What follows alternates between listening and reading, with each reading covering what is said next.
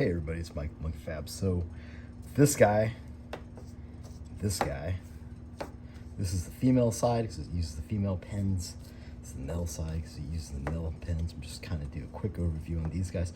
Why I got these was if you need to replace your injectors or you wanted to make your own injector coil harness, your own injector harness, this is a possibility. So the only difference with this, wasn't able to find the plug-in one. The only difference with this is you just gotta I take my little Buzz air saw and I just cut that little divot right there, and then it just plugs right in.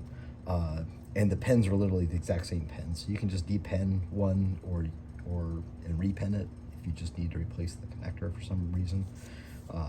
Same with this guy. So if you didn't want to do that and you just wanted to have a matching set, you could buy the other side. This is the male side.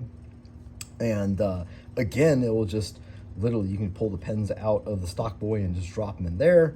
Not really much to it. These are the tools this is the crimper that you'll need to crimp these guys. Pretty basic. Just check out any of the other Metripack videos if you need to, like, the specifics.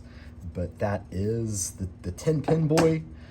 You could also use it, again, kind of the same thing, for a few other things on the harness, but it's just kind of like a nice handy 10-pin boy. The other thing you could do if you're just building your own harness is go ahead and just use a 10-pin Deutsch connector. That's also very common. So thanks for checking out the video. Till next time, Mike signing out.